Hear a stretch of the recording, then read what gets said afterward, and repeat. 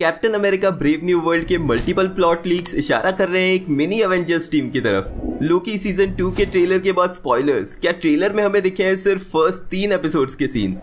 Avengers Kang dynasty and secret Wars के working titles हुए leak, hint दे रहे हैं यूनिवर्स डिस्ट्रक्शन की तरफ। व्हाट इफ सीजन 2 के टॉयज के साथ एपिसोड का प्लॉट एंड शो की रिलीज डेट भी हुई लीक। एंड लोकी सीरीज के ट्रेलर में दिखने के बाद भी क्यों खतरे में है जोनाथन मेजर्स का MCU career. Also bonus spoilers related है एमसीयू की फैंटास्टिक फोर से, तो उसके लिए वीडियो एंड तक जरूर देखना। Hi super fans, I am Swapnil and welcome to another episode of super spoilers, जहां आपको मिलते हैं super hero movies and shows के स्पॉयलर्स की weekly update. So without wasting any more time, let's begin this episode of super spoilers.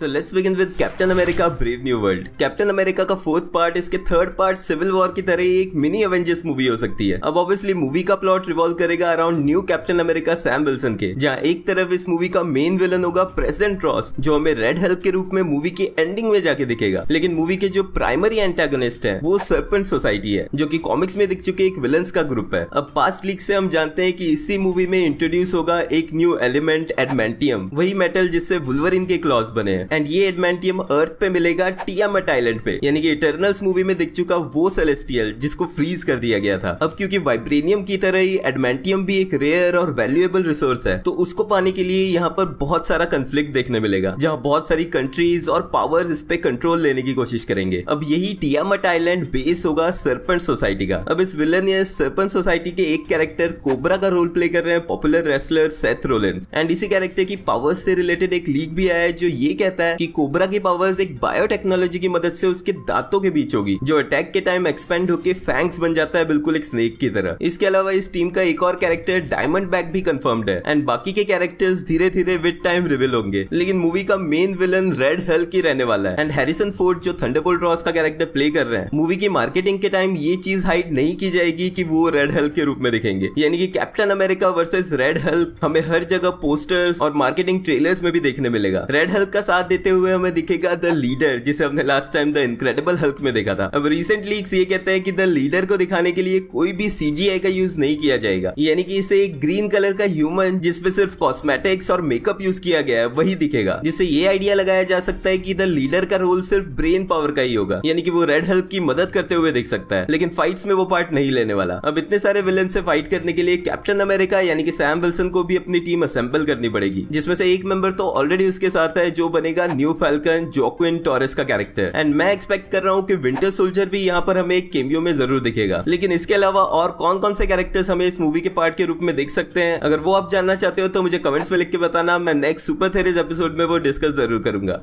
अब बात करें लोकी के सीजन 2 ट्रेलर की, तो क्या ही धमाकेदार ट्रेलर था। मेरा तो लास्ट पूरा वीक इसी ट्रेलर के ब्रेकडाउन पे निकल गया। एंड अगर आपने अभी तक वो ब्रेकडाउन नहीं देखा है तो कार्ड से वो वीडियो जरूर चेकआउट कर लेना। लेकिन इसी ट्रेलर की वजह से कंफर्म हुए हैं कुछ पास्ट के लीक्स जो हमें ऑलरेडी पता थे, जिसमें हमें पता चला था टाइम स्लिपिंग के बारे में, जो मैंने लास्ट मंथ डिस्कस किया था। एंड उसके बाद लास्ट वीक में हमें पता चला था मोबियस के स्पेस सूट के बारे में, जो इस ट्रेलर से कंफर्म हो रहा है। अब इसके अलावा एडिशनल डिटेल ये मिली है कि जितना भी फुटेज हमें दिखाया गया है इस ट्रेलर में, ये सिर्फ पहले 3 एपिसोड्स के ही कुछ सीन्स का है। एंड इसमें बाकी 3 एपिसोड्स के मुश्किल से ही कुछ फ्रेम्स यूज किए गए, स्पेशली जो औरोबोरस के साथ वाले सीन्स हैं, जिसके अलावा लोकी, मोबियस, ओबी और हंटर B-15 एक रूम में होते हैं। ये सारे सीन्स एपिसोड 1 का ही पार्ट होंगे। एपिसोड 2 में लोकी जाएगा उस एरा में जहां वो कैप्चर करने की कोशिश करेगा जेनियक को, और यहीं पर हमें सिल्वी की स्टोरी भी दिखाई जाएगी। एंड जितने भी विक्टर टाइमली से रिलेटेड सीन्स हैं, यानी कि विक्टर टाइमली के पास्ट वाला एरा, वो हमें दिखेगा एपिसोड 3 में जाकर ही, जहां पर रेंसलेयर भी वहीं पे दिखेगी। एंड जो पाए खाने वाला सीन है वो एक लौता पार्ट है एपिसोड 4 का। अब ऑब्वियसली ये सारे स्पॉयलर्स एक इनसाइडर से मिले हैं, जिनके बताए पिछले लीक्स भी सच साबित हुए हैं, बट फिर भी मुझे लगता है कि ट्रेलर के वो सीन जहां मोबियस स्पेस वॉक कर रहा था टाइमलाइन को रिपेयर करने के लिए, वो लास्ट के 2 एपिसोड्स का ही पार्ट होगा। एंड इवन जो TVA डिस्ट्रॉय होने वाला सीन है वो भी एंडिंग के एपिसोड्स में ही दिखेगा। एडिशनली यहाँ पर यह भी बताया गया है कि इस सीरीज में हमें कैंग्स के वेरिएंट्स की फाइट्स देखने नहीं मिलेगी, यानी कि इस सीरीज में सिर्फ इकलौता एक विक्टर टाइमली ही दिखेगा कैंग के रूप में। एंड पर्सनली मैं ये जानने में बहुत इंटरेस्टेड हूँ कि इस सीरीज की एंडिंग कैंग को कैसे मिलती है, स्पेशली जोनाथन मेजर्स के केस को ध्यान में रखते हुए, जिसके बारे में मैं आगे डिस्कस करूंगा।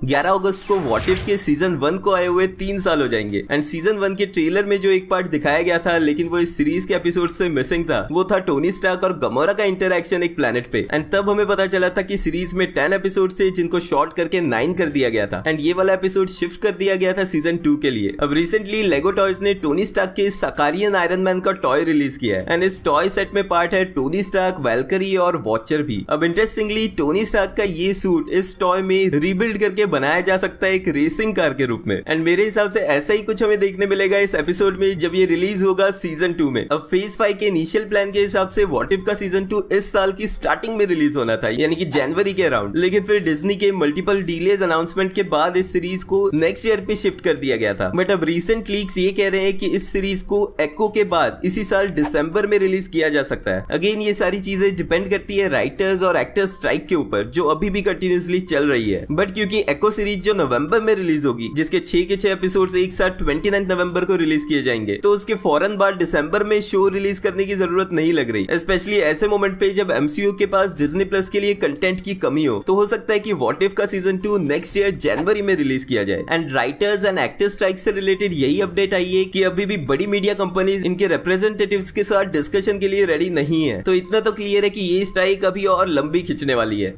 अब अवेंजर्स कैंग डायनेस्टी और अवेंजर्स सीक्रेट वॉर्स के वर्किंग टाइटल्स लीक हो चुके हैं। इन दोनों ही हाईली एंटिसिपेटेड मूवीज के ऊपर काम शुरू होने में अभी बहुत टाइम है, लेकिन इंटरनली मार्वल ने इस पे काम शुरू कर दिया है। एंड इस लीक के हिसाब से इनके वर्किंग टाइटल्स है अवेंजर्स कैंग डायनेस्टी का apple pie 1 and Avengers secret Wars का एप्पल पाई 2। अब पास्ट एक्सपीरियंस से हमें पता है कि जो भी वर्किंग टाइटल इन मूवीज के लिए यूज किए जाते हैं वो रेफरेंस होते हैं कॉमिक्स की तरफ या फिर एक इनसाइडर जोक। अब एक इनसाइडर द कॉस्मिक सर्कस ने इस चीज को डिफाइन किया है कि एप्पल पाई जो टर्म है ये रिलेटेड है एक popular space scientist Carl Sagan से, स्पेशली उनके शो और book Cosmos a personal voyage, जिसमें एक डायलॉग है जो ये कहता है कि एप्पल पाई को स्क्रैच से बनाने के लिए पहले इन्वेंट करना पड़ेगा यूनिवर्स को। एंड मार्वल कॉमिक्स और पास्ट के लीक से हमें ये पता है कि Avengers the Kang dynasty based होगी मल्टीपल कैंग्स के ऊपर जो इस यूनिवर्स पे अपना कंट्रोल लेना चाहते हैं। एंड लोकी के सीजन 1 और Ant Man and the Wasp Quantumania के कैंग से हमें ऑलरेडी पता है कि इस कैंग का डिजायर था एक ऐसा यूनिवर्स बनाना जिसपे सिर्फ उसी का कंट्रोल हो। वहीं अवेंजर्स सीक्रेट वॉर्स की स्टोरी लाइन जो कॉमिक्स से हमें पता है उसमें इनकर्जन्स की वजह से सभी यूनिवर्सेस डिस्ट्रॉय कर दिए गए थे एंड उनकी डेब्रिस से क्रिएट किया गया था एक बैटल वर्ल्ड। अब एमसीयू की मूवीज जो रियल वर्ल्ड में बेस्ड है वहां पर इस तरह के प्लॉट को कैसे दिखाया जा सकता है वो सोचना अभी के लिए काफी मुश्किल है, लेकिन इस तरह के नाम यूज करने से आइडिया लगाया जा सकता है कि मार्वल की इंटरनल टीम इन मूवीज को इसी डायरेक्शन में लेके जा रही है। अब अगेन ये सिर्फ इन नामों का इंटरप्रिटेशन है, यानी कि एक तरह से थ्योरी है, तो इसकी 100% गारंटी नहीं दी जा सकती। अब फाइनली बात करते हैं लोकी के सीजन 2 के ट्रेलर में दिख चुके कैंग के वेरिएंट विक्टर टाइमली को प्ले कर रहा एक्टर जोनाथन मेजर्स के केस की अपडेट्स। अब मेरे पास्ट के वीडियो से आपको ऑलरेडी पता होगा कि जोनाथन मेजर्स के केस की हियरिंग थी इस 3 अगस्त को एंड इस हियरिंग के लिए थर्सडे को जोनाथन मेजर्स अपनी गर्लफ्रेंड मेगन गुड के साथ कोर्ट रूम में आए थे। And just to clear the fact कि ये गर्लफ्रेंड वो गर्लफ्रेंड नहीं है जिसकी वजह से ये केस चल रहा है, उनकी एक्स गर्लफ्रेंड की आइडेंटिटी प्रोटेक्ट करने के लिए उसे अभी तक हिडन रखा गया है। जोनाथन के साथ यहाँ पर उनकी लॉयर प्रिया चौधरी भी थी एंड उनके हियरिंग से बाहर आने के बाद ये पता चला कि इस ट्रायल की एक न्यू डेट सेट कर दी गई है जो है नेक्स्ट मंथ 6 सितंबर को। अब इसका रीजन ये है कि प्रोसिक्यूटर्स ने यानी कि जो गवर्नमेंट की तरफ से ये केस कर रहे हैं जोनाथन मेजर्स पे, उन्होंने जो जोनाथन के अगेंस्ट उनके पास एविडेंस था वो बिल्कुल लास्ट मोमेंट पे जोनाथन की लॉयर को सबमिट किया है एंड अब उस सारे एविडेंस को रिव्यू करने के लिए उन्हें भी टाइम चाहिए एंड इस दलील को मान के कोर्ट ने एक न्यू डेट सेट कर दी है नेक्स्ट मंथ की। अब ऑब्वियसली लोकी के सीजन 2 के ट्रेलर में हम इस कैरेक्टर को देख चुके हैं जिसे जोनाथन मेजर्स प्ले कर रहे हैं एंड आने वाले एमसीयू के फेज 5 और 6 में उनका बहुत इंपॉर्टेंट रोल रहने वाला है। एंड जिस तरह से उनकी लॉयर का ये कहना है कि प्रोसिक्यूटर्स ने बहुत सारा एविडेंस एंड मोमेंट पे उन्हें पकड़ा है, इसका मतलब है कि उनके अगेंस्ट काफी सारा एविडेंस इकट्ठा हो चुका है। अब ये एविडेंस वर्थ इट है भी या नहीं वो ट्रायल के टाइम पता चलेगा, लेकिन इस केस की वजह से उनकी इमेज टोटली डिस्ट्रॉय हो चुकी है। बट लोकी के सीजन 2 को उसी तरह से रिलीज करना ये क्लियर करता है कि मार्वल स्टूडियोज अभी भी इस एक्टर के पीछे सपोर्ट में है एंड मैं फिर से यही कहूंगा कि जो सच है वही सामने आना चाहिए। इस केस के बारे में आपके क्या थॉट्स है मुझे कमेंट्स में लिख के बताना। एंड हाँ, बोनस स्पॉयलर्स, मार्वल स्टूडियोज की फैंटास्टिक 4 जो 2 मई 2025 को रिलीज होगी उसमें लीड में रीड रिचर्ड्स का मिस्टर फैंटास्टिक नहीं बल्कि सू स्टॉर्म की द इनविजिबल वुमन होगी, यानी कि पास्ट के 3 मूवीज के प्लॉट रिकॉर्ड को ब्रेक करते हुए ये एक वुमेन सेंट्रिक लीड को दिखाएगा। अब इस बारे में जिसको कमेंट्स में लड़ना है लड़ लेना, बट वीडियो एंड तक देख रहे हो तो लाइक जरूर कर देना क्योंकि वो एकदम फ्री है। मिलते हैं नेक्स्ट वीडियो में।